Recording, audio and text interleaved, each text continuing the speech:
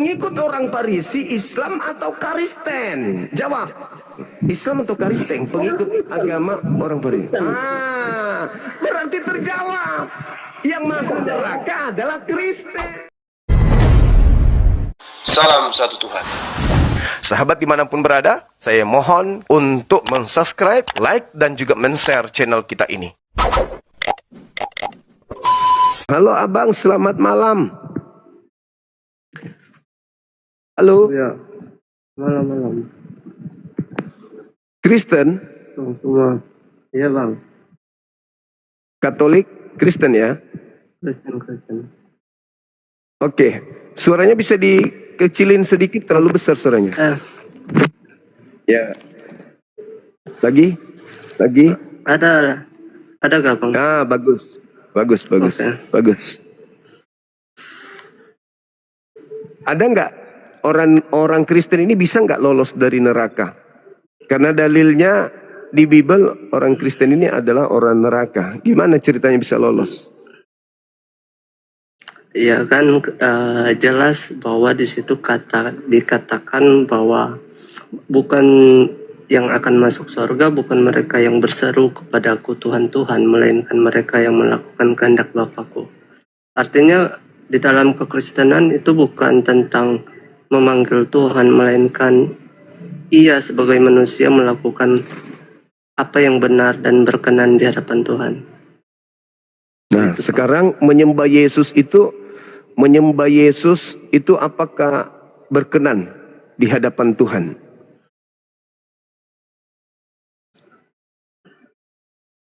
Ya berkenan, karena kepadanya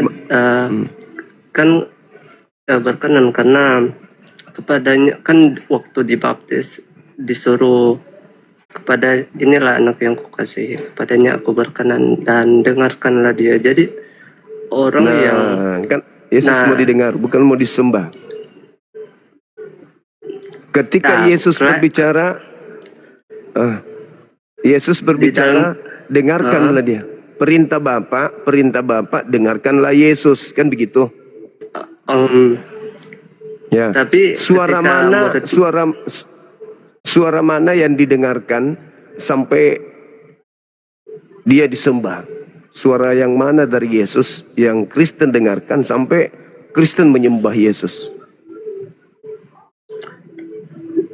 Ya kalau kita membaca sejarah awal kelahirannya kan malaikat juga menyampaikan kepadanya telah lahir bagimu juru selamat di kota Daud Tuhan. Artinya Immanuel, artinya Allah menyertai kita.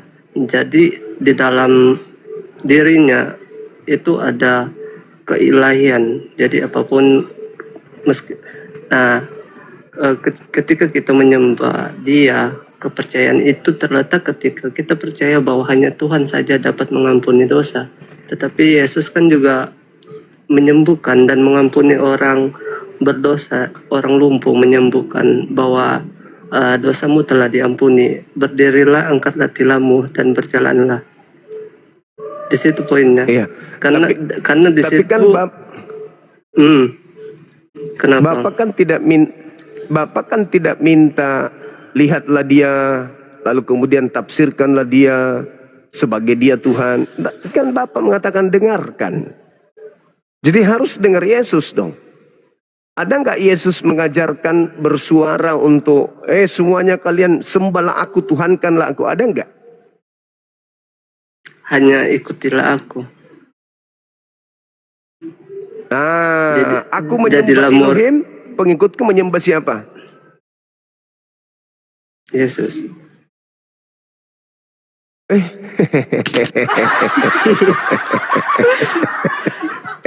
Bagaimana bang? Bagaimana ulangi dulu. Kan perintahnya dengarkanlah Yesus. Nah, Yesus menyuarakan kepada muridnya untuk menyembah siapa? Menyembah Elohim yang di surga atau menyembah dirinya?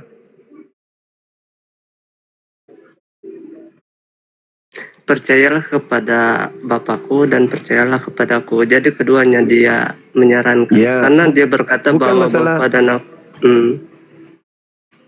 Bukan masalah percaya, masalah menyembah. Mengibadahi, mengilahkan Elohim yang ada di surga atau mengilahkan Yesus? Yang Yesus harus didengar.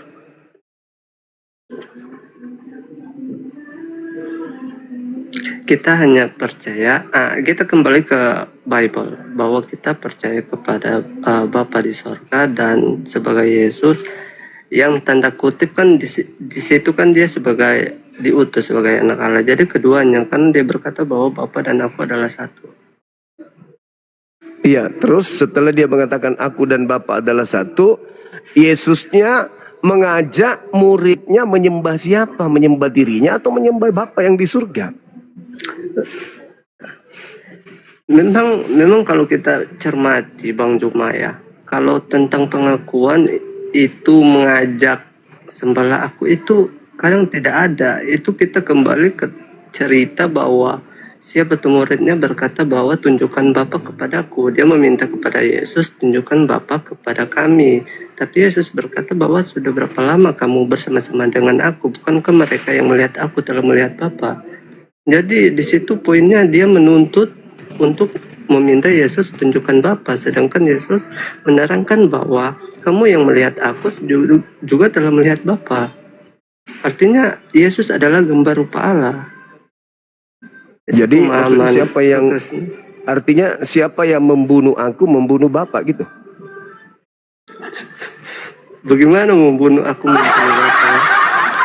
Nah, tadi katanya melihat aku melihat Bapa. Berarti meludahin aku, meludahin Bapa kan gitu? Bisa jadi. Berarti membunuh aku, membunuh Bapa. Termasuk berarti karena Bapa pernah mati. Ya. Wah. Iya. Bapa pernah mati. Ya Allah ya Karim. Waduh.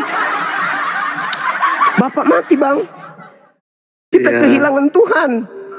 Tapi kan ya Allah, ceritanya tidak habis sampai di situ Bang Juma. Iya bangkit lagi. Iya. Ya Allah ya Karim. Berarti alam semesta ini pernah kehilangan Tuhan. Itu persepsi orang sih, kalau kehilangan. Ya bukan persepsi orang ya. Saudara saya tadi yang mengatakan mati, Bapak mati. Gimana ceritanya? Sementara Bapak itu maha hidup, kok dia bisa mati? Kan dalam keadaan dalam tubuh manusia, Bang. Jadi kalau sebagai korban itu dalam tubuh itu kan dipersembahkan ya, harus ada kematian. Kalau tidak, apa yang harus dipercayakan? Kalau kita berkorban ya seekor sapi itu harus mati, atau seekor kambing atau domba untuk mempersembahkan, harus ada mati dong hewannya. Kalau tidak mati berarti di Kristen seekor Tuhan yang harus mati begitu? Ya karena yang berdosa, ya kan yang poinnya kan kepada manusianya. Jadi harus sama juga manusia. Jadi di Kristen yang mereka tumbalkan manusia gitu untuk nebus dosa. Ya iya, harus dari akar dari daging yang sama Bang Luma. Kenapa jadi kayak ajaran kanibal ya? jadi manusia yang korban. Lama hancur sudah ini. Ini akibat makhluk yang keluar dari kubur ini, orang jadi error dibuat. Masa akan menebus dosa dengan cara darah manusia? Ini dewa Molok, Kenapa dewa Molok? Hanya dewa Molok yang mempersembahkan manusia. Kalau orang Yahudi mempersembahkan binatang. Loh kok Kristen ikut-ikutan Molok? Manusia yang dipersembahkan. Ya kan Bang, kalau kita memahami Bible bahwa setiap semua manusia tetap berdosa. Bahaya ini, wah. Kok bisa kayak begitu ya? Wah, gimana ini? Ya padahal kan dalam kitab Yesaya Nah, mampus masuk di kitabnya agama lain, ngambil judul di situ, nggak ada nyambungnya. Itu agama Yahudi tidak pernah diajarkan mempersembahkan manusia untuk nebus dosa. Loh kok ini Kristen karena kedatangan makhluk asing itulah makanya kalian aneh. Ada makhluk keluar dari kubur memakai nama Yesus mempengaruhi kalian, radanya aneh sudah.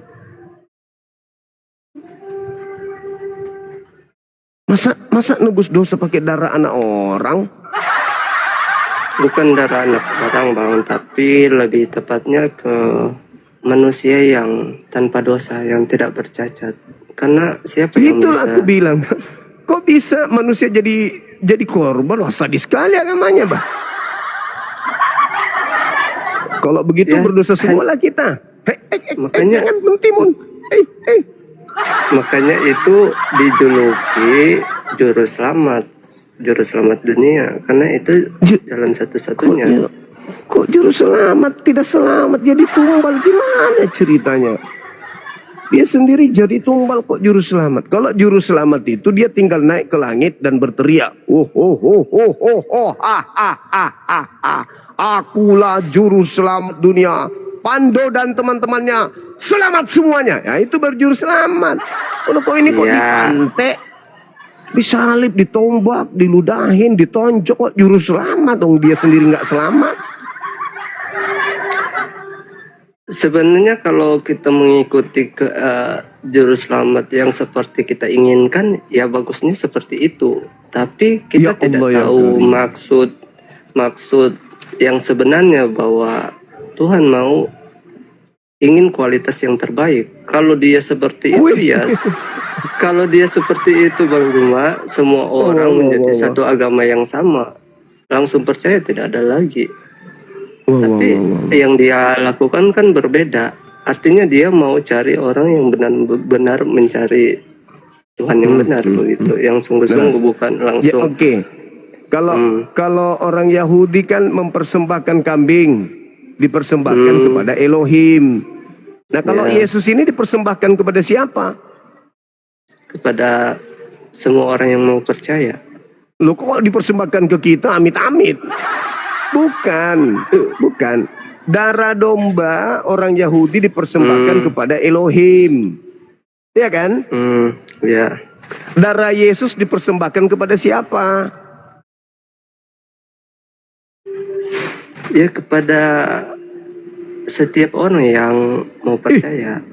Berarti kalian minta tumbal? Kami tidak minta tumbal, tapi tiba-tiba. Terus kenapa dipersembahkan ke Anda? Yesus, persembahkan darahmu ke saya. Berarti Anda minta tumbal. Ya Allah ya Karim, ini agama apalah ini? Kalian minta darah Yesus, haus darah rupanya kalian. Abang mutar-mutar Situ yang mutar-mutar. Aku tanya, Yesus dipersembahkan darahnya kepada siapa?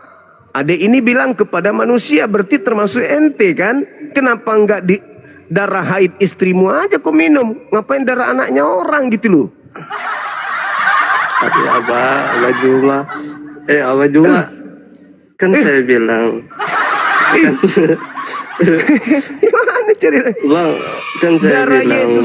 darah Yesus itu dipersembahkan kepada siapa? Ayo. Saya sudah bilang, terus Abang cuma maunya kepada siapa? Kalau orang Yahudi mempersembahkan darah kan kepada Elohim. Imamat 1 nomor 2. Jadi darahnya itu dipersembahkan kepada Tuhan Elohim. Nah, kalau Yesus darahnya dipersembahkan kepada siapa? Ya sudah, saya bilang kepada siapa yang mau percaya. Berarti kalian ini penghisap darah. Terserah lah, itu kan dari sudut pandang dari Bang Juma. Kenapa nggak darah bini aja sih?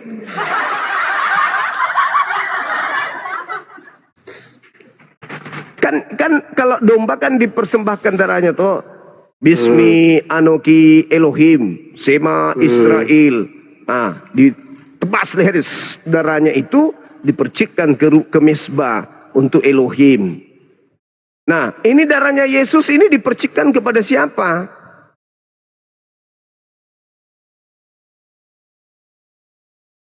Itu sudah saya bilang Mati minyak.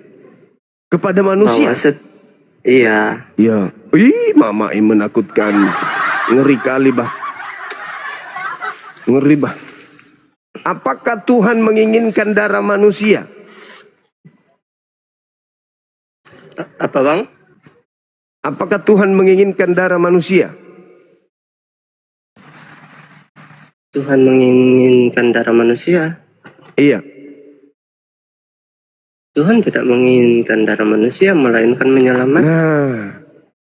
Nah, terus darahnya Yesus ditumpahkan kepada siapa? Ya kepada orang yang orang yang mau percaya kepadanya. Waduh. Terus Berarti kan kalian ini sebagai penerima. Berarti saudara Kristen kami penerima darah korban gitu ya? Begini Bang Juma, kan dalam artian dia kan juru selamat. Ketika dia hidup itu dia mengajar menuntun jalan kebenaran kepada orang-orang yang mau apa yang diajarkan. Di dalam kematian itu ya dia memang harus mati karena menjadi korban untuk dia kembali lagi. Siapa yang mengharuskan dia mati? Tuhan atau iblis? Nah, masuk lagi. Siapa yang mengharuskan dia mati? Tuhan atau iblis? Tuhan. Di mana Tuhan menginginkan kematian Yesus? Dalil.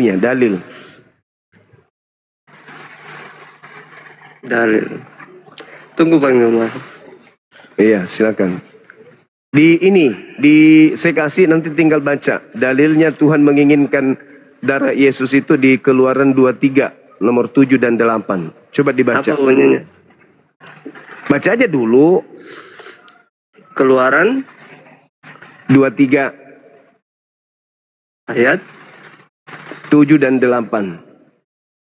Tapi saya tenggelam Bang, soalnya tidak ada Gak apa-apa. Yang penting masih bernapas di sana. Keluaran 23:7. Oke, tunggu. Iya. Ngeri kali bah teman-teman. Weh.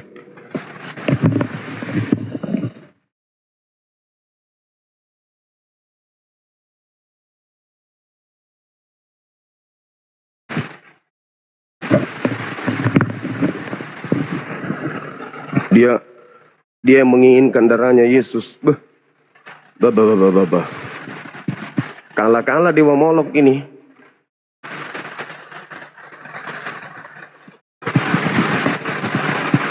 Dewa Moloknya kalah teman-teman. Gimana? Tuhan menginginkan darah Yesus. Tentang mesbah itu Bang. Kok tentang mesbah? Kayu-kayu. Kok kayu? Keluaran kan? Keluaran 23 nomor 7, ayat 7. nomor 8.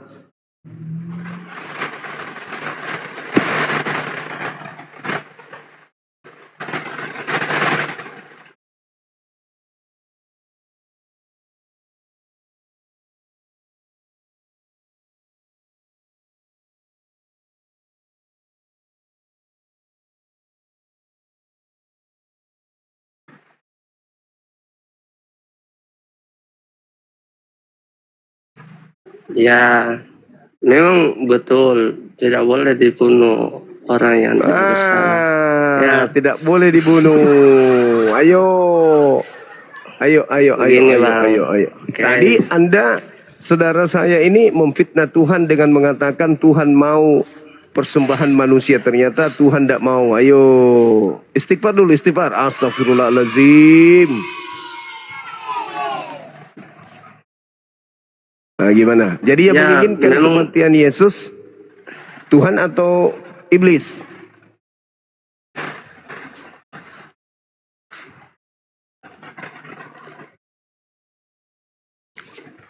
Tadi saya bilang Tuhan ya kan.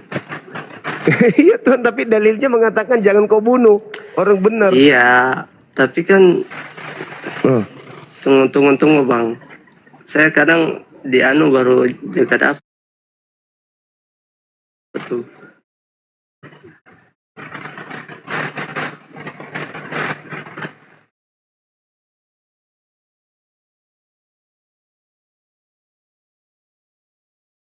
Ayo. Aduh, kok saya blank di sini, wah. Blank? HP-nya blank atau Andanya yang blank? Tunggu kan kepanjangan ini bercerita, jadi kadang banyak ayat tuh kan. Begini, Masih Bang. sering ke gereja? Tidak, Bang. Jarang ke gereja? Iya. Kalau baca Bible? Ada. Ya kalau tidak ada mana saya berani mau, apalagi mau muncul sama Bang Juma, Bang. Sering ikutin debatnya Bang Suma? Oh, pernah berapa kali tuh. Tapi ya tidak sering lah, kan jarang-jarang berapa bulan yang lalu. Itu di tiap hari ya. aja ikut. Nyimak di bawah. Kadang saya di roomnya Bang Juma itu debat sama ada Bang Blender, ada pernah juga sama Uniriva, Bang Alif. Iya. Iya, oke. Ya, kembali ke tema yang tadi sempat. Iya, silakan. Maaf teman-teman, noise di sini hujan. Bang Zuma, saya kembali ke Injil ya, yang dikatakan bahwa meskipun di dalam rupa manusia ia taat sampai mati untuk ya itu. Dan kita percaya bahwa memang Paulus itu ya. Paulus yang mengatakan itu setelah kedatangan makhluk asing ngaku Yesus, maka dia berubah frontal. Oke, saya dapat. Nah, waktu kaget aku, Bah.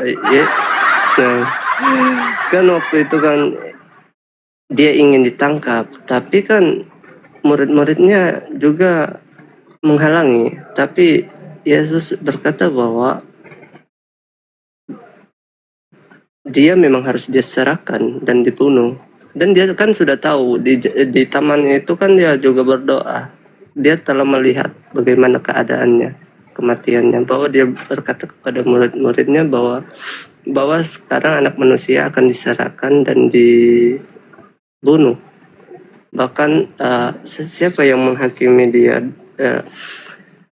Pontius Pilatus ya, memeriksa dia atas tuduhan yang beredar, dan ia pun sendiri mengajukan kepada dia, menemukan bahwa memang tidak bersalah, memang orang benar. Dan dia memberikan suatu kesempatan bahwa saya memiliki hak untuk membebaskan engkau dari tuduhan-tuduhan itu. Tapi yang dia lakukan malah membuat Pilatus menyerahkan penghakiman itu kepada orang banyak. Nah, makanya kembali dia ke mencuci tangan. Ya. Kembali ke tadi, apakah Tuhan menginginkan pembunuhan terhadap Yesus atau tidak menginginkan? Menginginkan. Dalilnya mana? Nah, inilah kalau kedatangan makhluk asing ini diputar balik dalil. Otak kebalik. Di mana Tuhan menginginkan kematian orang benar? Dalil. Iya, Bang. Ayo. Begini dulu, Bang. Sebelum kita ke sana, dalil dulu dong. Iya, Bang. Kalau kita langsung ke dalil, kita masih kurang bisa memahami, Bang. Kalau kita ke dalil, kita jadi waras. Iya, nanti ada dalilnya. Sementara Bang Pandi masih mau gila-gila dulu sedikit. Memang betul bahwa orang benar tidak boleh dibunuh, tapi kan konsepnya tidak boleh. Iya, tidak boleh dibunuh. Kan apalagi nabi.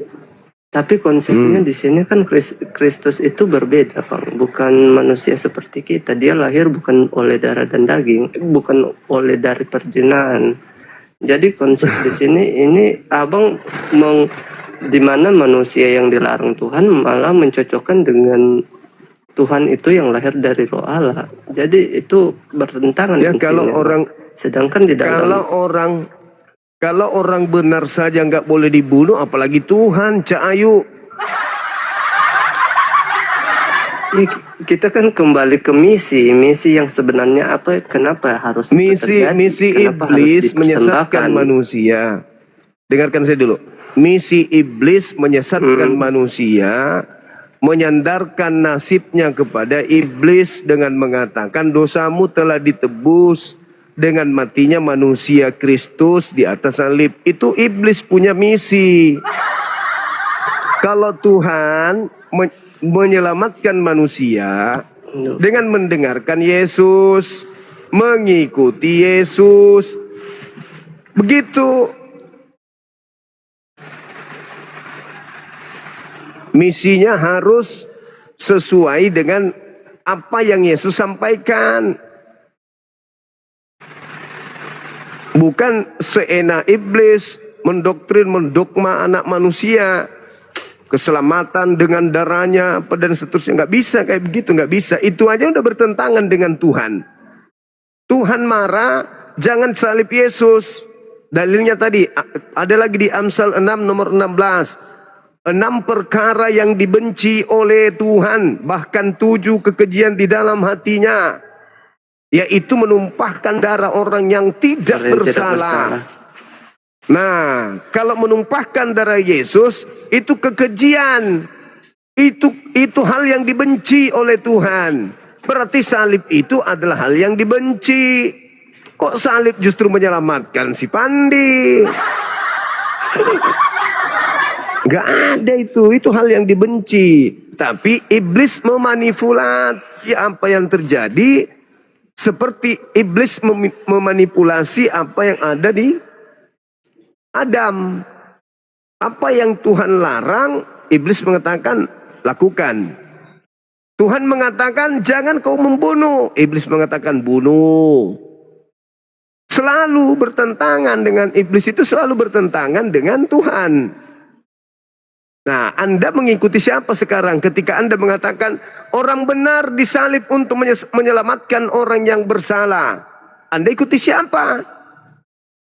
Iblis atau Tuhan? Kan Tuhan mengatakan di data tadi Keluaran 23, sebab aku Tuhan tidak akan membenarkan orang yang bersalah. Nah, Kristen datang bersama dengan ajaran iblis, mengatakan bahwa orang benar menjadi tumbal untuk orang yang bersalah, orang yang berdosa ditebus. Kan dibalik itu ajarannya. Iblis memang pintar membolak-balikkan keadaan.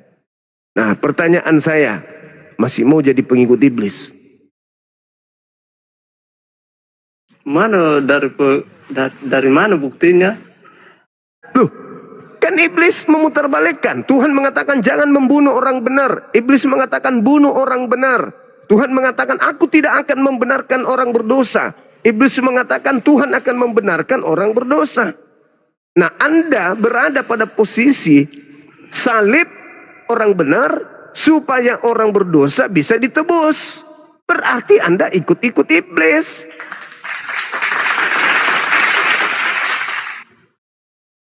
Masih mau jadi pengikut iblis? Masih? Saya tidak pengikut iblis, Bang. Nah, yang pengikut iblis itu yang memutar firman Tuhan. Firman Tuhan mengatakan jangan membunuh Yesus. Iman Anda mengatakan Yesus harus dibunuh. Berarti Anda bertentangan dengan Tuhan. Jangan kau bunuh. Iblis mengatakan bunuh. Tuhan mengatakan jangan. Iblis mengatakan bunuh. Datang Pandi, bunuh. Dosa-dosaku harus ditebus, bunuh. Nah, ikut di barisan iblis. Orang kalau punya dosa tinggal bertobat. Tuhan, aku Pandi, semalam curi ayam, ampuni dosaku ya. Diampuni. Diampuni dosanya.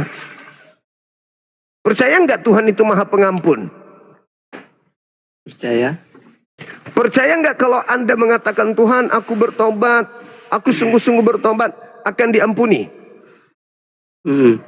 Iya. Nah, terus kenapa harus anaknya orang jadi tumbal?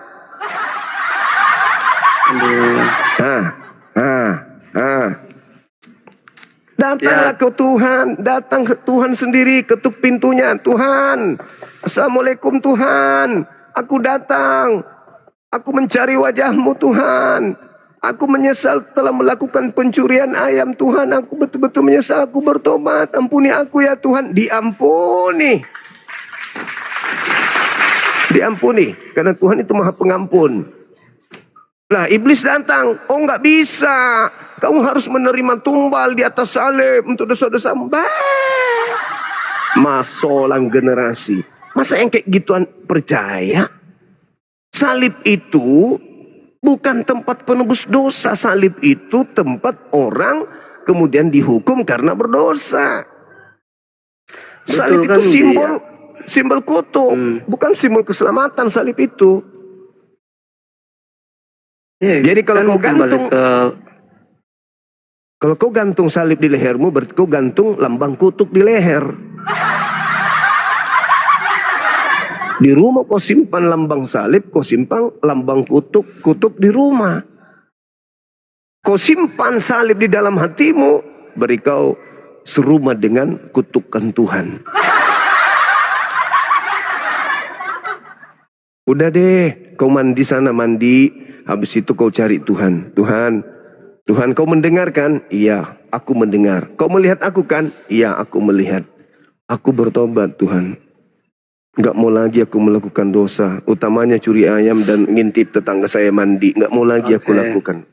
Ampuni ya. Diampuni. Yang penting serius.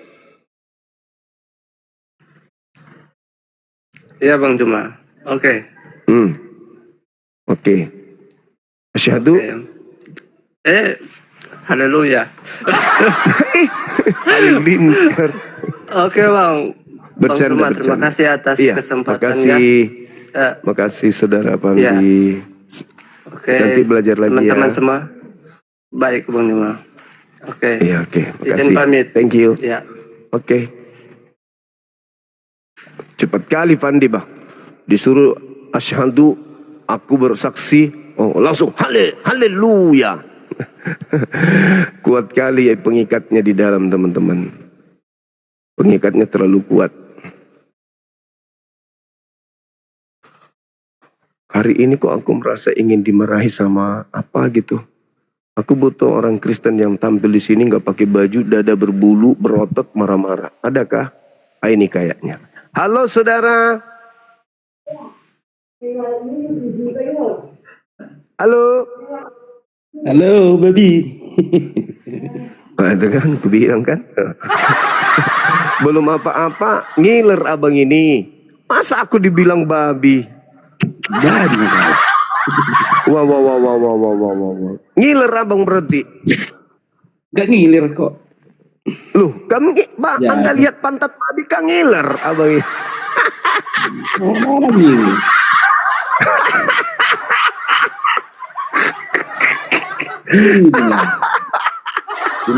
Buka kamera bang, buka kamera. Aku bukan babi bang, abang ini nafsuan kali nih. Ayo bang, buka kamera bang. Aku bukan babi bang, maaf ya bang ya. Allahu Akbar. Saudara kita Kristen memang begitu teman-teman. Kalau dia 1 jam tidak mencicipi babi, dia lihat semua merasa babi. Daripada ajaran babi. Aduh. Diam dulu dia. Buka kameranya bang. Lebih baik buka kamera kita diskusi. Daripada ajaran babi tinggal dalam hidupmu. Gitunya. Iya bang. Ajaran babi itu tidak bisa memilih mana kotoran. Babi itu tidak bisa memilih mana kotoran, mana tai, mana beras ketan. Itu kan gitu. Kalau orang makan babi ya begitu. Gak bisa membedakan mana Tuhan, mana hantu, kan gitu abang. Ayo buka kamera. Kau tahu kau ya tak? Masa kau buka tahu? Buka kamera abangku. Malas aku buka kamera, malas. Malas. Takutnya muka abang udah agak kemirip-miripan dengan B. Baru juga aku bilang kawan-kawan. Aduh. Apa babi kata dia. Masalah generasi hancur sudah. Langsung naik, langsung dipikirnya aku babi. Lapar teman-teman. Orang kalau lapar kan ngorok perutnya kan, apalagi sudah sering dari kecil makan kayak gitu. Lihat monyet itu ngiler bah, ngiler kelelawar dilihatnya ngiler. Masalah generasi hancur sudah. Lihat orang berasa melihat babi. Aduh, udah terasa kali dia makan babi dari lahir. Halo, semangat sore abang. Semangat sore kembali. Iya, silakan abang. Kristen. Ya, Kristen kita ya, Protestan. Oke abang, boleh buka kamera bang, silakan. Oh, ini lagi on cam, coba sekali lagi, nggak bisa, masih on cam kameranya Bang Juma. Tadi saya sudah kirim bang, udah kirim. Coba kirim lagi, kirim sekali lagi. Oke, udah bisa, tinggal diterima.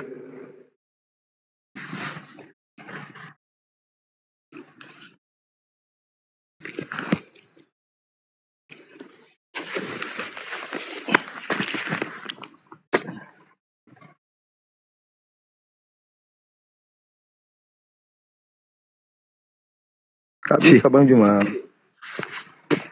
30 detik lagi bang. Dia di sini keterangannya 30 detik lagi. 13 detik lagi kebuka dia. Ayo silakan. Tema kita orang neraka, silakan. Yang dimaksud orang neraka ini gimana itu Bang Juma? Nah, mantap kali pertanyaan abang. Saya ada temukan data di Bible. Ya. Kata Yesus begini bang, di Matius 23. Banyak data sih, tapi nggak apa-apa, saya ambil yang simpel aja.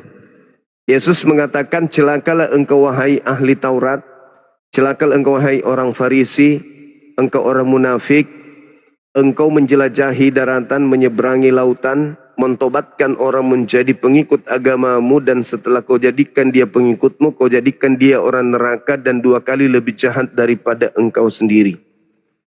2 kali lebih jahat. Orang Farisi mentobatkan orang di luar Farisi menjadi pengikutnya. Setelah menjadi pengikutnya menjadi orang neraka, kata Yesus. Jadi mutlak ada orang Farisi memiliki pengikut, dan pengikutnya itu adalah orang neraka dan 2 kali lebih jahat daripada orang Farisi itu sendiri. Menurut abang siapa mereka ini? Silakan. Sambil kamera bang, konsentrasi kamera dibuka, silakan. Oke. Yang dimaksud Yesus itu, orang Farisi itu yang tidak mengikuti ajaran-ajaran Tuhan. Artinya, silakan bang. Oke. Artinya, barang siapa yang dimaksudkan orang Farisi tadi, barang siapa yang tidak mengikuti ajaran Tuhan, itu yang dimaksud Yesus tadi celaka. Artinya kalau dia tidak mengikuti ajaran Tuhan, berarti dia celaka. Nah, yang dimaksud orang Yesus tadi, orang Farisi itu tadi Bang Juma gitu. Bukan berarti ya. Orang Farisi yang nyebrang, yang menjelajahi daratan, mentobatkan orang di luar dari Yerusalem itu, menurut abang siapa bang? Pengikutnya katanya 2 kali lebih jahat dan pengikutnya adalah orang neraka gitu loh. Ya, yang saya bilang tadi itu Bang Juma. Kalau dia itu tidak siapa maksudnya? Ya, kan harus ada yang menggenapi bang. Artinya, memang betul, memang sudah menggenapi. Kalau dia menyimpang, yang saya bilang tadi itu Bang Juma, ya saya pun bukan ngerti kali ya masalah ini. Cuman kan kita hanya diskusikan gitu.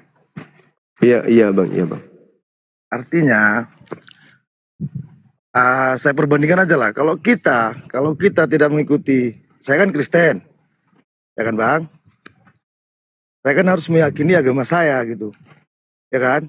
Artinya, karena kita punya agama, kan kita harus yakin, harus percaya bahwasanya ini agama saya harus mengikuti ajaran Tuhan gitu.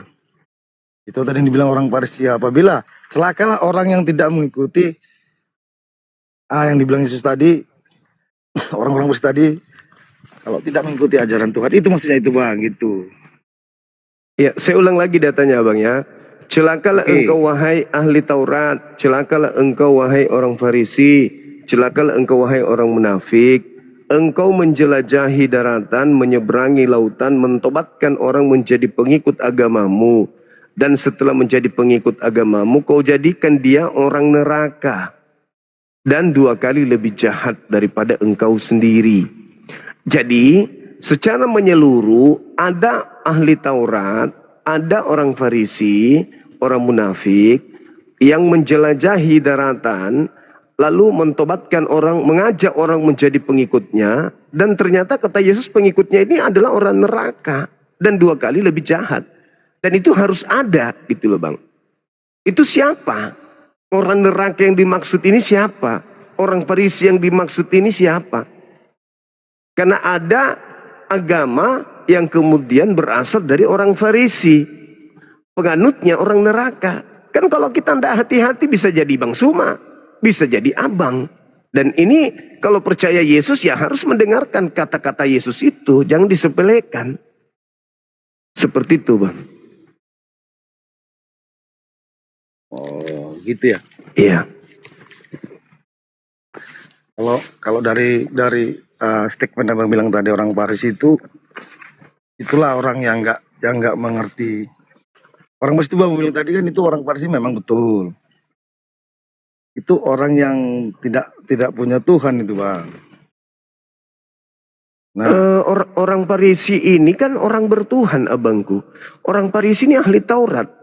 Ahli Taurat itu adalah orang bertuhan. Akan tetapi orang Farisi ini sudah pasti menyelewengkan ajarannya sehingga pengikutnya jadi orang neraka. Karena kalau tidak menyelewengkan atau membengkokkan ajaran Tuhan, tidak mungkin menjadi orang neraka pengikutnya ini. Kan sejatinya pengikut ahli Taurat itu kan surga. Tapi ini kok malah jadi neraka. Berarti ahli Taurat, orang Farisi, ahli Taurat ini adalah orang yang mengajarkan ajarannya tetapi dibengkokkan sehingga pengikutnya orang neraka. Enggak main-main, orang neraka. Yesus sendiri yang mengatakan, kau jadikan dia orang neraka dan 2 kali lebih jahat daripada engkau sendiri. Berarti ada pengikut orang Farisi yang memiliki agama di mana mereka adalah seluruhnya pengikut orang Farisi ini adalah orang neraka dan 2 kali lebih jahat. Kita bisa lihat implementasi keagamaan ini memang berbeda dengan implementasi keagamaan para nabi. Sehingga dia dikatakan 2 kali lebih jahat. Tetapi masih berbau Taurat. Masih berbau Farisi. Artinya masih ada korelasinya dengan ajaran-ajaran para nabi. Karena mengaitkan ahli Taurat. Mengalihkan kemudian masih menyebutkan orang Farisi. Menyebutkan ahli Taurat. Artinya bahwa agama yang dimaksud masih ada hubungannya dengan orang Yahudi. Dan ternyata adalah orang neraka. Selama ini aman-aman aja kita tengok. Tapi ternyata dia orang neraka. Memperlihatkan sisi kebaikan tapi ternyata dia orang neraka. Meskipun kebenaran terlihat baik. Tapi Yesus sudah mengatakan orang neraka ya mau kayak mana? Itulah Bang. Karena Yesus kan begini. Yohanes 3:16. Begitu besar kasih karunia Tuhan akan dunia ini sehingga ia menganugerahkan anaknya. Siapa yang percaya kepada anaknya tidak binasa melainkan memperoleh hidup yang kekal. Nah, supaya memperoleh hidup yang kekal, kita kudu wajib percaya Yesus bahwa ada orang neraka yang menjadi pengikut orang Farisi. Harus kita percaya itu. Begitu abangku. Silakan. kalau kita ini pun Bang, kalau kita perjelaskan pun, ini nggak akan ada habisnya. Abang meyakini agama Abang sendiri. Saya meyakini agama sendiri. Nah, baik jadi, abangku. Konteksnya ini Bang. Siap. Dari kemarin-kemarin saya sudah ngikuti live-nya Bang Juma. Baik Siapapun orangnya, pendeta manapun termasuk Edis TV, ini nggak akan ada habisnya. Jadi narasi ini kan begini Bang ya. Siap. Ada di Indonesia ini pada umumnya kan agama kan beda-beda. Siapapun orangnya, pasti akan menjunjung tinggi agamanya, kan gitu kan Bang. Siap. Jadi kalau kita perpanjang pun ini Bang, konteksnya ini nggak ada akan habisnya. Jadi Baik, kalau baik, menurut Bang, saya baik. Bang, saya bukan soal apa enggak. Ya udahlah, junjung agama sendiri-sendiri, koreksi sendiri agama kita sendiri. Kalau memang itu benar bagi kita, bagi abang agama Bang, ya sudah gitu loh. Jangan kita mau koleksi agama orang lain seperti ini. Oh ini orang ini, oh ini masuk Kristen, ini orang Kristen masuk neraka. Berarti kan abang orang hebat, bisa memprediksi, bisa itu masuk neraka. Nah, jadi menurut saya gitu, Bang. Oke. Paham Bang, paham. Oke. Oke Ya. abangku, saya paham. Ya. Makasih Bang. Oke, sama-sama. Iya, Masya Allah abang ini baik sekali. Baik. Iya Bang, kita nantikan teman kita yang lain Bang ya. Makasih ya. Oke. Oke. Oke, sampai jumpa lagi. Terima kasih.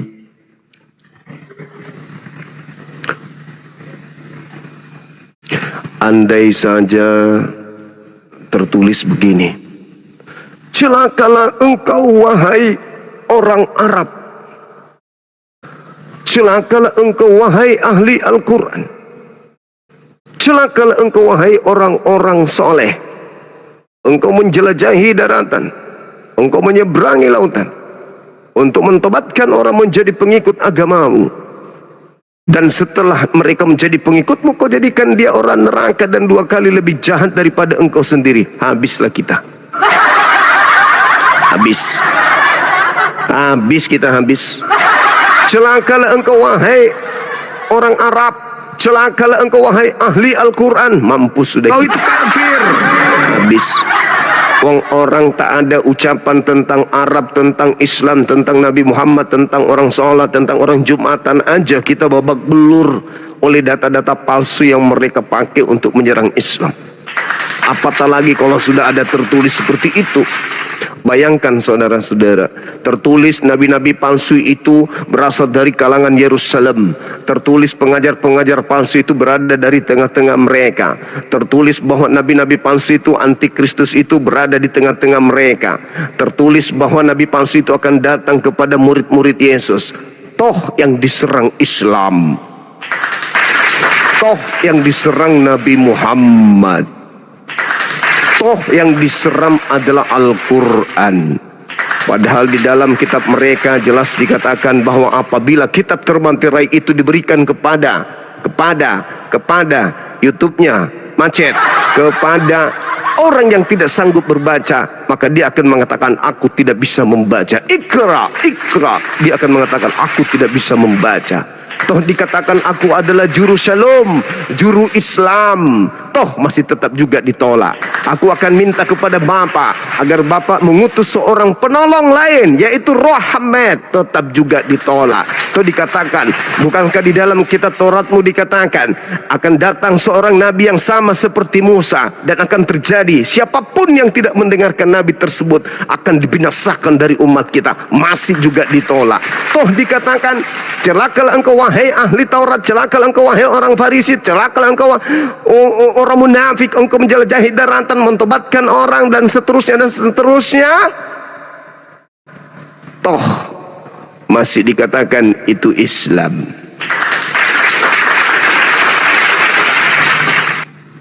Jadi yang benar itu adalah Al-Quran. Ketika Al-Quran mengatakan semisal penyeruh itu seperti gembala yang menyeru binatang ternak, sang binatang tidak mendengarkan apapun selain hanya suara saja. Dia tidak mengerti apa yang dia dengarkan. Inilah yang terjadi teman-teman. Maka ketika Al-Quranul Karim menjelaskan kepada kita titik kebenaran daripada apa yang ada di antara dua agama ini, Allah Subhanahu wa ta'ala tidak pernah keliru memberikan pengajaran kepada kita umat Islam. Wa mathalul ladzina kafaru kamathalil ladzina yan'iku bima la yasma'u illa du'a wa nida summum bukmun umyum fahum la yarji'un. La ya'qilun. Al-Quran surah Al-Baqarah ayat 171. Maka apa yang terjadi bagi mereka yang masih menggunakan akal, ketika kita perhadapkan dengan masa sulit ini, keadaan sulit ini, masa genting ini, apa kata mereka? Baiklah kita mempertahankan agama kita masing-masing. Janganlah kita membahas agama orang lain. Tidak bisa, Bang. Kita harus tetap membahas. Karena kenapa? Al-Quran saya menjelaskan, inna hazal Quran yakussu ala bani Israel akthar alladhi hum fihi yakhtalifun. Al-Quran diwahyukan ke bumi untuk menjelaskan kepada orang-orang Israel, Bani Yakub, orang Yahudi, orang Nasrani, dan orang zalim yang ada di antara kedua kelompok ini, bahwa Al-Quran datang untuk menjelaskan sebagian besar persoalan yang mereka perselisihkan. Inna hazal Quran yaqussu ala bani Israel. Maafkan saya kalau saya harus tetap menyampaikan kebenaran ini. Meskipun seibarat main catur, begitu salah langkah tadinya dia mau, yuk main catur yuk, main, dia main semangat berpikir, loncat sana, loncat sini, loncat sana, begitu salah langkah apa katanya? Harusnya kita di rumah aja, ngapain kita kesini main catur? Tadinya harusnya di rumah aja, karena sudah salah langkah. Andaikan langkahnya yang benar dan musuhnya yang salah langkah, maka dia akan tepuk dada. Inilah agama kasih, inilah agama anak-anak Tuhan. Sayangnya di setiap diskusi, Islam sudah dijanjikan akan diunggulkan di antara seluruh agama yang ada di atas muka bumi ini. Oke, teman-teman non-muslim, silakan mari kita kembali berdiskusi. Semoga kita bisa memberikan pencerahan kepada teman-teman kita yang ada. Waktu dan tempat disilakan.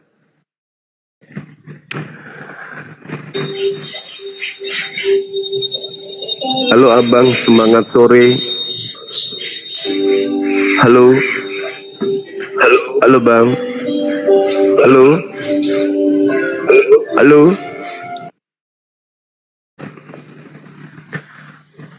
Ada onde-onde kah? Ada. Telat Bang, telat. Minta izin lagi, kalau non muslim minta naik lagi.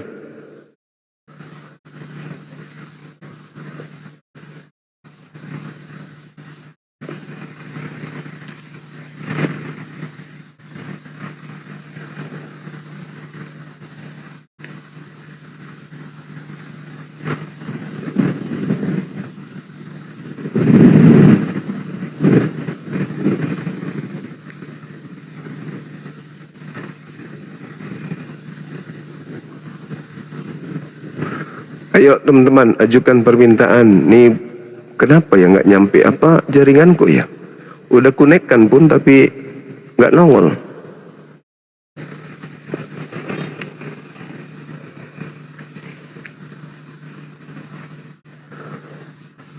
Itu kan? Jaringan kok ini ya?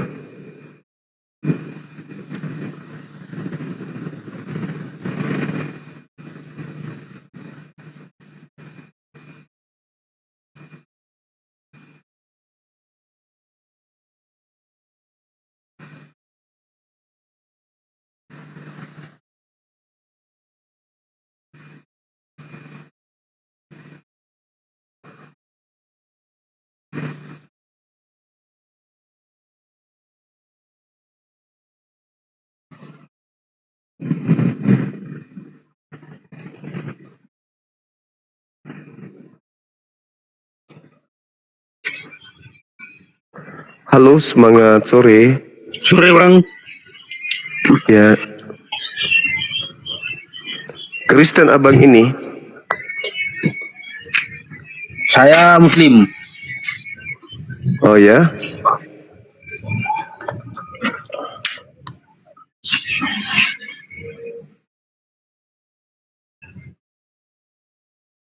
Ada yang ingin disampaikan?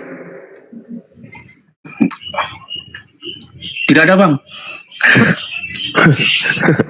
Oke, makasih. Ya, Bang. Salam kenal ya. Ya, Bang. Sip.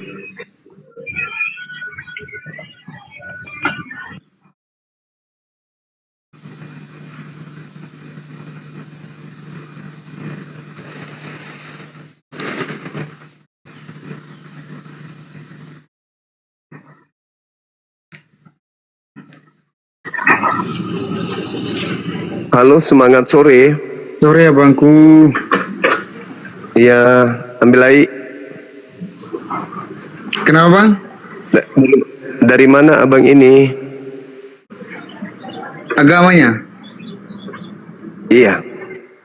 Saya dari Katolik. Oke, boleh buka kamera abang? Silakan. Bisa buka, kita buka. Oke, mantap kali bah. Rokoknya di ini, jangan terlalu kencang asapnya bang. Oh, siap-siap, Abangku. Sering baca Bible? Sering juga sih ya, Bang, sering. Setiap pergi gereja minggu baru baca. Kalau enggak ya kerja terus kita. Oke. Nah, ini ada tema menarik. Berharap saudara saya bisa memahami tentang orang neraka, orang yang masuk ke neraka. Itu maksudku. Bentar. Ini. Iya, silakan. Kenapa, Bang? Tema saya ini tentang orang neraka. Siapakah mereka yang akan ke neraka? Siap. Neraka itu dari mana? Oh, bertanya tentang orang neraka ini ya, Bang? Iya. Siapakah mereka yang akan ke neraka, Bang? Apakah kita mati langsung ke neraka atau bagaimana, Bang? Bukan. Terlepas mati ke neraka enggak. Maksudku di antara agama Islam dan Kristen pasti tidak mungkin bersama di sebuah tempat di akhirat nanti. Di kehidupan berikutnya kita enggak mungkin satu alam. Kalau di bumi ini kan kita masih kumpul nih, Islam Kristen masih bertetangga masih.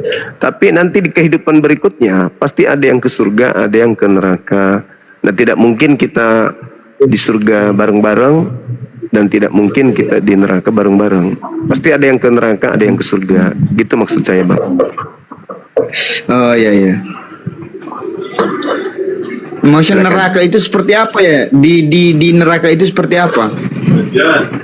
Maksud saya gini, ada di dalam Al-Quran saya, innal ladzina kafaru min ahlil kitabi wal musyrikina fi nari jahannam.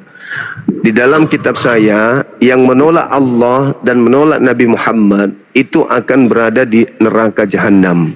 Itu di Islam, tapi kan tidak mungkin abang mau terima gitu kan, itu kan Al-Quran. Nah, ada di Bible ucapan Yesus. Saya tetap terima, Bang. Saya dari masih begini, Bang. Katolik itu kan tidak terlalu ini ya, Bang. Maksudnya Katolik itu beda dengan Protestan. Oh iya, paham. Baik. Nah, di dalam Bible di Matius 23 nomor 15, Yesus mengecam orang Farisi dan ahli Taurat. Dia katakan begini, celakalah engkau wahai ahli Taurat. Coba kau baca Matius 3:15. Ya. Celakalah, kata Yesus. Celakalah engkau wahai ahli Taurat. Celakalah saya lanjut, Bang ya. Orang Farisi dan orang munafik, engkau menjelajahi daratan, menyeberangi lautan, mentobatkan orang menjadi pengikut agamamu, dan setelah menjadi pengikutmu, kau jadikan dia orang neraka dan 2 kali lebih jahat daripada engkau sendiri. Nah, Islam atau Kristen yang menjadi pengikut orang Farisi ini, silakan abang. Kalau orang pengikut Farisi adalah sabar. Ya, lanjut, Bang.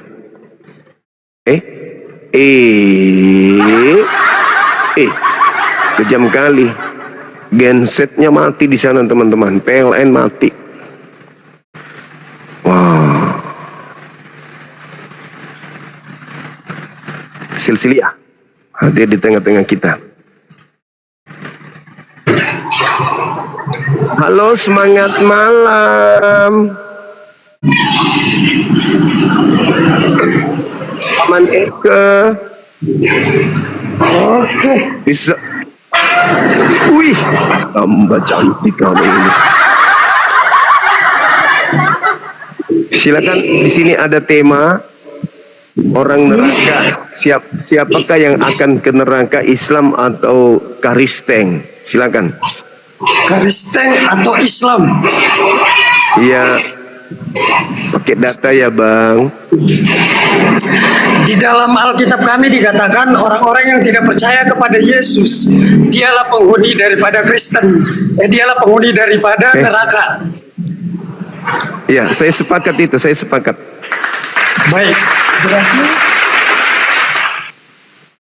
Ya, berarti ketika Yesus mengatakan, celakalah engkau wahai ahli Taurat, celakalah engkau wahai orang Farisi, orang munafik, engkau menyeberangi lautan, menjelajahi daratan, mentobatkan orang menjadi pengikut agamamu, setelah menjadi pengikut agamamu kau jadikan dia orang neraka dan 2 kali lebih jahat daripada engkau sendiri.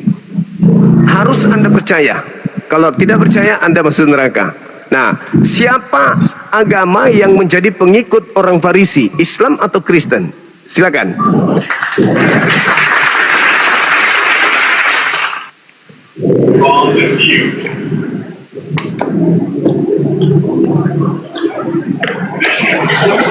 baik, cuma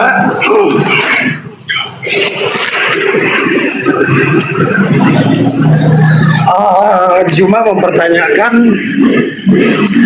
siapa Farisi atau Siapa pengikut agama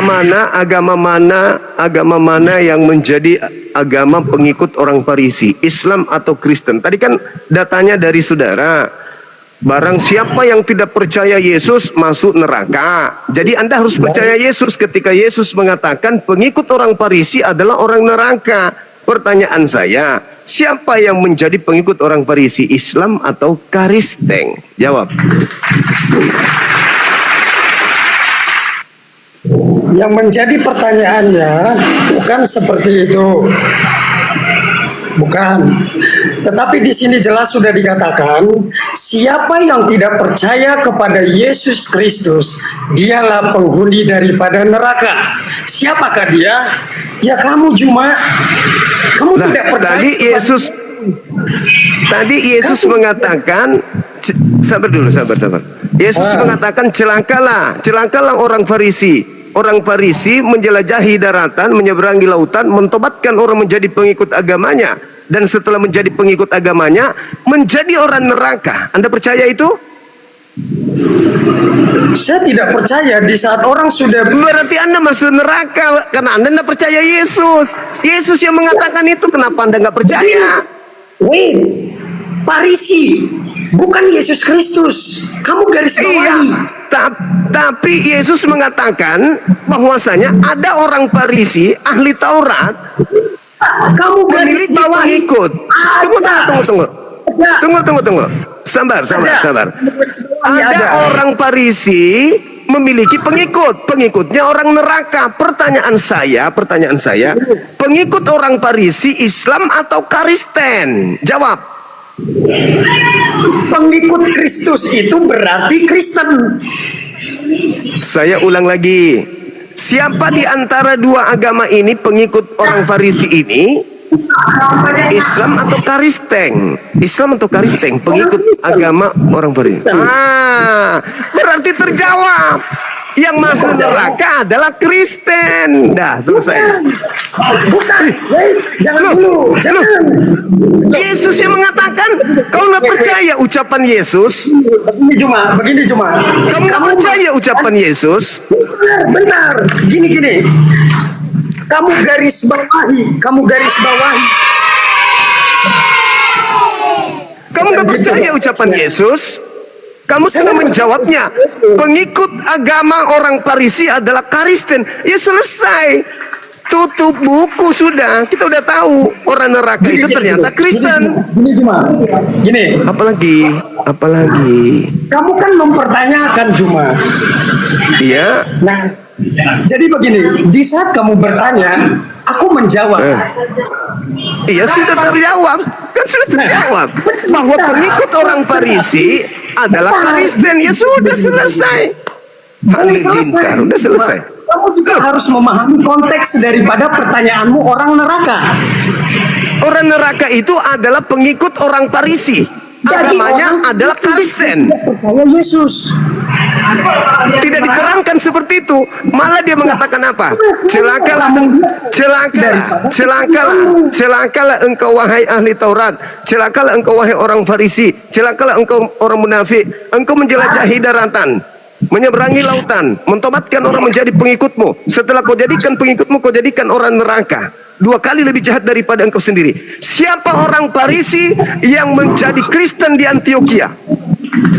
Jika dia ini garis bawahi cuma, jangan kamu ambil garis besar, tapi bawahi. Jika kamu menjadikan orang yang sudah menjadi pengikutmu, jikalau kita Kau sudah jadikan orang menjadi neraka. sama Kau seperti jadikan gini. orang neraka.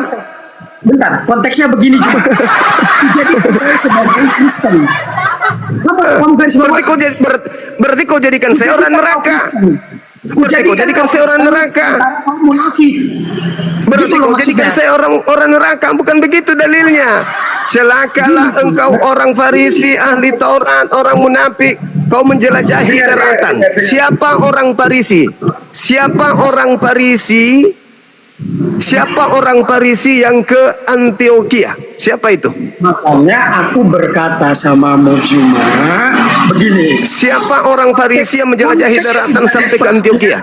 Itu cuma konteks dari pertanyaanmu tadi yang harus kujawab hari ini.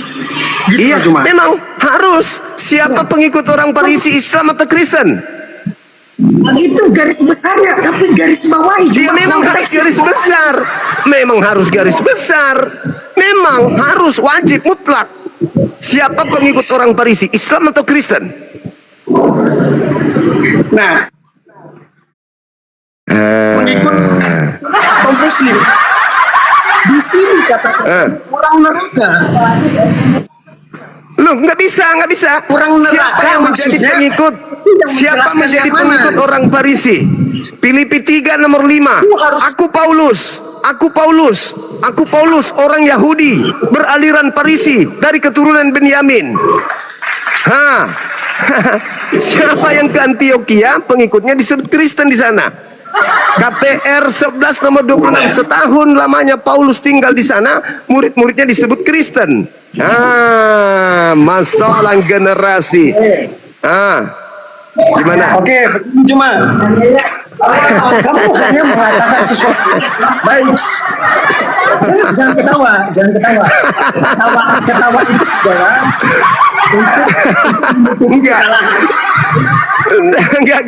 Sudah pada puncak kesimpulan pengikut orang Farisi adalah Kristen. Titik. Setuju?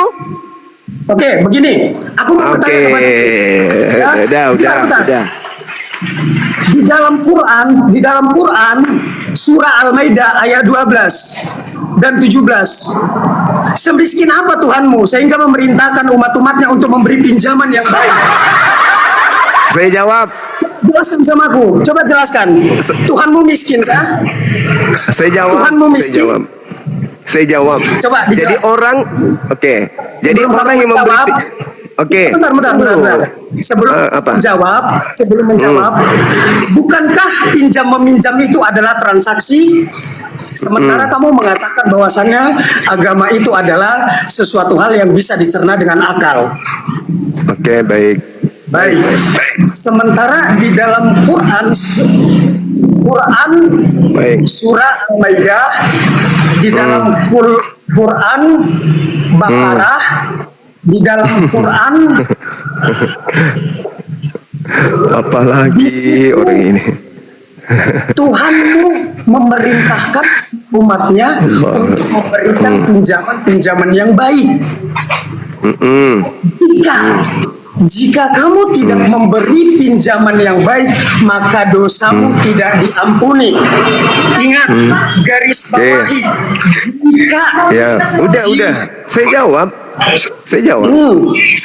Saya jawab.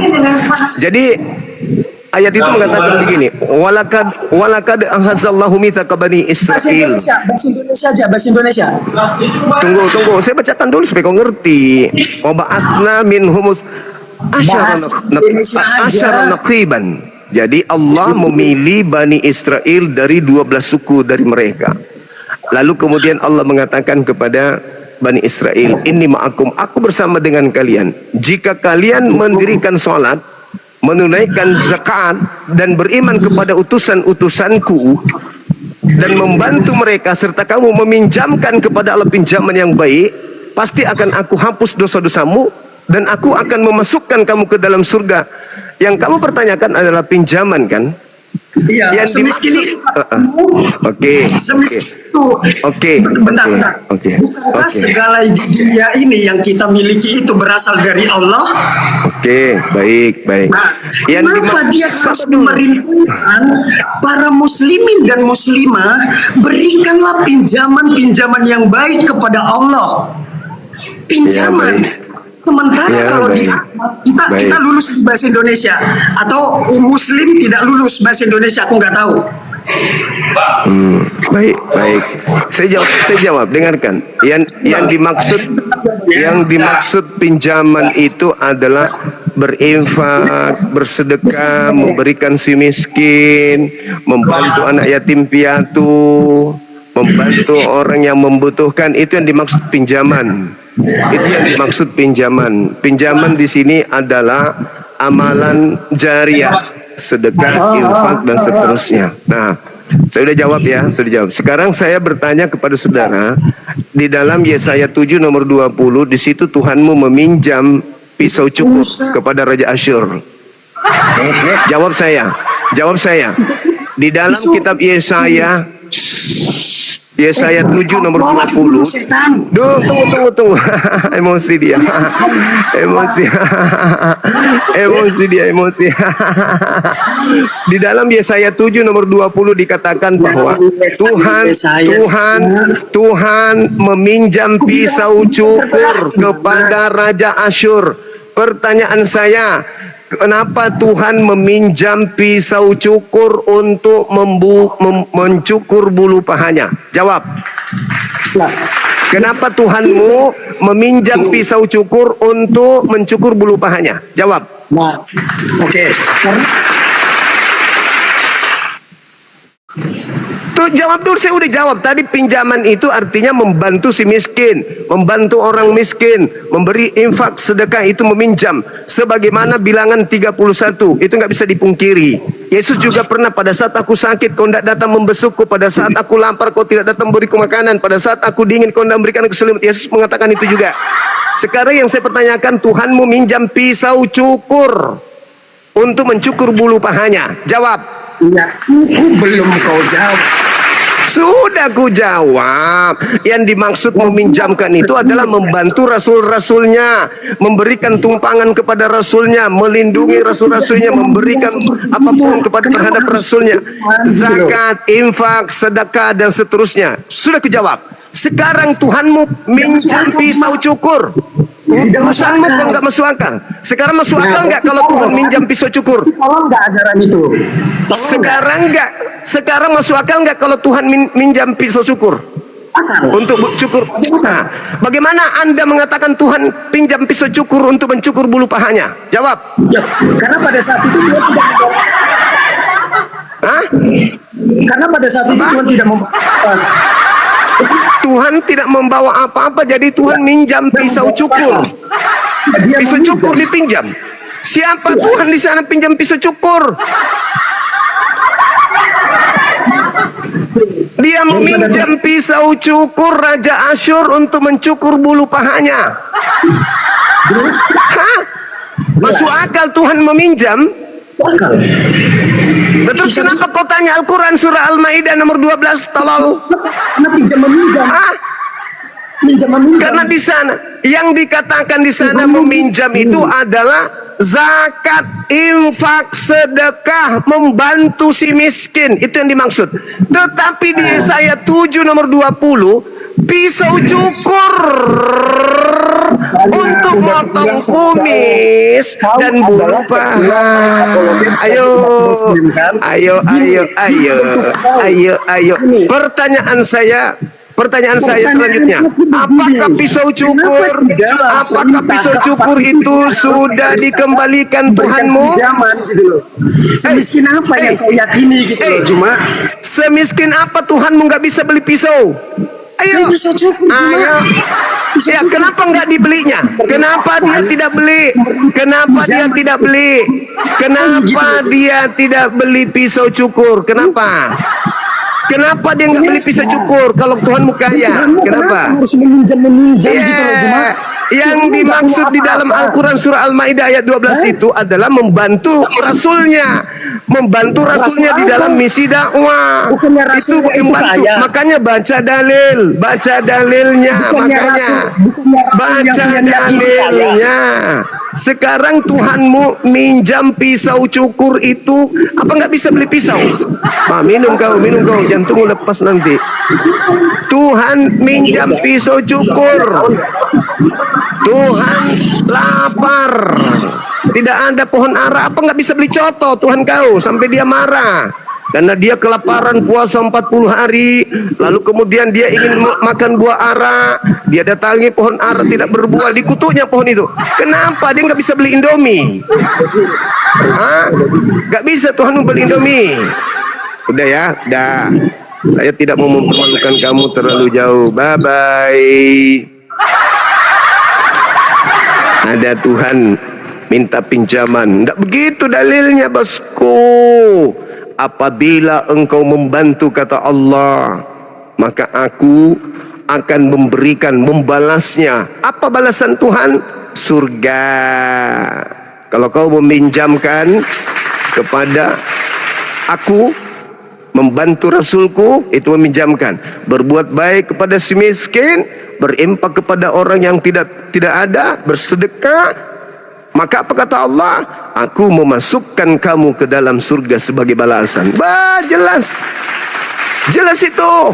Al-Quran saya mengatakan itu. Kalau kamu kemudian membantu Rasulku, meminjamkan kemudian kepadaku, maka aku akan memberikanmu surga. Aku memberikan engkau surga. Itu jelas. Al-Quran mengatakan itu. Nah, sekarang kalau Tuhan minjam pisau cukur untuk bulu paha. Aduh, belum lagi keledainya orang diambil. Wah, parah kali. Ambil keledai orang tanpa izin pula tuh. Tapi bukan itu poinnya, teman-teman. Bukan itu poinnya. Poinnya adalah, apakah kau percaya kepada Yesus? Percaya. Siapa tidak percaya akan binasa masuk neraka. Betul. Yesus berkata, orang Farisi nyebrang lautan menjelajahi daratan, mentobatkan orang menjadi pengikutnya dan menjadi orang neraka. Ayo, siapa yang menjadi pengikut orang Farisi hari ini? Islam atau Kristen? Apa jawabannya? Kristen. Dah selesai. Inna lillahi wa inna ilaihi raji'un. Jadi penghujat tadi itu, ini yang kedua kalinya naik, karena sejak dia diskusi pertama sama aku, besoknya kena ambayen, teman-teman. Udah sembuh ambayennya, naik lagi ke sini. Gitulah dia. Adinda, siapa anak api pusat, mohon ke atas dulu, aku mau ibadah sejenak. Teman-teman jangan kemana-mana ya. Dukung kita terus, tap-tap layar terus, tembuskan 2M kalau perlu ya teman-teman. Tembuskan 2M. Hari ini kita harus masuk ke 10 besar, kita sudah masuk di 7, tembuskan sampai 4, sempat kita kemarin itu di 3 ya. Oke, ini tema kita yang kita bahas terkait dengan orang neraka. Kalau di Islam kan sudah jelas, qad aflahal mu'minun, yaitu orang-orang yang mewarisi surga Firdaus. Kan udah jelas kita. Adik-adik api pusat, mohon ke atas dulu, saya mau ibadah sebentar. Bang Juma. Iya abang. Assalamualaikum. Pinjam dulu. Waalaikumsalam. Biar pinjam dulu 100. Pinjam 100. Pinjam suku apa? Bisa cukur. Mau beli silet? Biar abang mau cukur apa? Abang mau cukur apa? Pokoknya. Anu bulu paha. Ada 100. Ada 100. Bang Andi, assalamualaikum Bang Andi. Waalaikumsalam warahmatullahi wabarakatuh. Saya ibadah dulu ya, Bang Adam. Ini ada guru saya. Beliau ini guru saya. Dia pernah satu tim dengan Malih, Parto dengan Darto Yang Helen. pelava itu bang. Yang pelava itu bang. Haji Bolot. Yang pelava. Iya, iya. Yang pelava. Iya. Iya, ini satu timnya beliau. Kenal. Oke, ibadah saya dulu teman-teman. Aktifkan semua aplikasi yang ada di sini. Kita akan kembali berkumpul. Saya ibadah sebentar aja. Kali ini benar-benar sebentar karena Bang Handi. Kalau yang lain biasa agak-agak lama. Kalau Bang Handi itu kan dia banyak kegiatan, jadi nggak bisa lama di Komal. Oke, pamit sebentar. Ibadah dulu. Assalamualaikum warahmatullahi wabarakatuh. Waalaikumsalam warahmatullahi wabarakatuh.